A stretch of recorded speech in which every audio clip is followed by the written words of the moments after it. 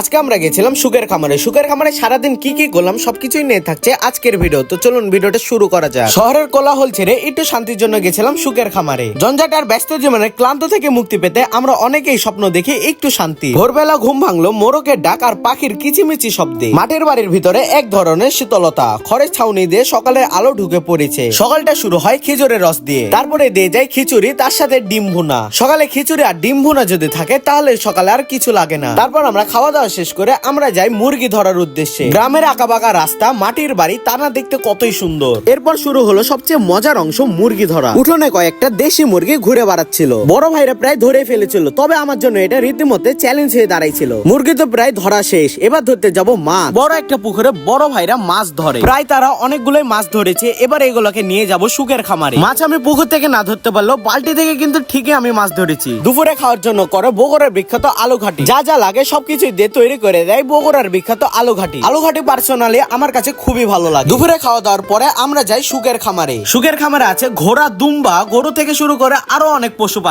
পাখি আগা করে আমার কাছে খুবই ভালো লাগে। তাদের সাথে সময় কাটানো এক অন্যরকম অনুভূতি। তারপর আমরা চলে আসি মাটির বাড়িতে। এবার আমরা করব বারবিকিউ। যে মুরগিগুলা সকালে ধরেছিলাম সেগুলো এখন হবে বারবিকিউ। বারবিকিউ প্রসেসিং করতে যা যা লাগে সবকিছু একসাথে প্রসেসিং করে রেখে দেওয়া হয়। এবার সব পিসগুলা দিয়ে দেওয়া হয় চুলাতে। আস্তে আস্তে করে পুড়তে হয়ে যায় বারবিকিউ। আর বারবিকিউর সাথে যদি পরোটা থাকে তাহলে তো আর কোনো কথাই নাই। নিজেরা মুরগি ধরা, সেগুলোকে আবার বারবিকিউ করা, দেন সেগুলোকে খাওয়া। তারপর আমি খেয়ে দেখলাম আসলে এর স্বাদ বলার মতো না, নিজের হাতে মুরগি ধরা বলে কথা। তো এই ছিল সুখের খামার নিয়ে আজকের ভিডিও। আপনাদের যদি ভালো লেগে থাকে অবশ্যই কমেন্টে জানাবেন। আসসালামু আলাইকুম।